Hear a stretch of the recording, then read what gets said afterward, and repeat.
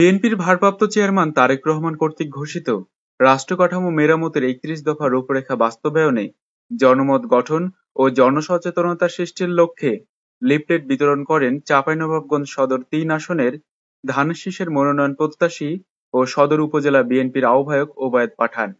রবিবার সকালে চাঁপাইনবাবগঞ্জ পুরাতন বাজার ও মেডিকেল মোড় এলাকায় সাধারণ মানুষের হাতে লিফলেট তুলে দেন তিনি এবং ২৫০ শয্যা বিশিষ্ট জেলা হাসপাতালে বিভিন্ন রোগীর সাথে সাক্ষাৎ করে কথা বলেন। এ সময় বিএনপির নেতাকর্মীরাও উপস্থিত ছিলেন।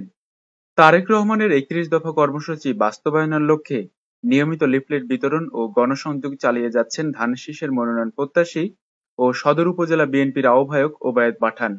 বিসমিল্লাহির রহমানির রহিম। আজকে শহীদ রাষ্ট্রপতি জিয়াউর রহমানের আদর্শের দল বাংলাদেশ জাতীয়তাবাদী দল এবং চাঁপাইনবাবগঞ্জ সদর ৪৫ আসনে বিভিন্ন স্থানে লিফলেট বিতরণ করলাম। আপনারা অবগত আছেন, আমি মেডিকেলে গেছিলাম।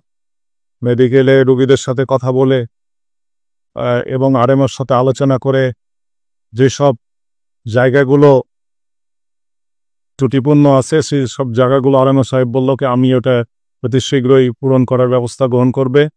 আপনারা অনলাইনে দেখেন আমাদের সদ্য বড় ভাই বুলবুল ভাই এবং হারুন ভাই প্রতিযোগিতা করছে, সবকে একে অপরকে চ্যালেঞ্জ করাকরি করছে।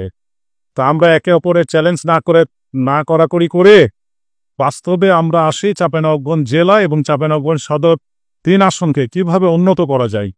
প্রতিহিংসার রাজনীতি বাদ দিয়ে প্রতিযোগিতার রাজনীতি আমরা শুরু করি। আমি বুলবুল ভাই এবং হারুন ভাইকে বলবো প্রতিহিংসার রাজনীতি বাদ দিয়ে প্রতিযোগিতার রাজনীতি করি।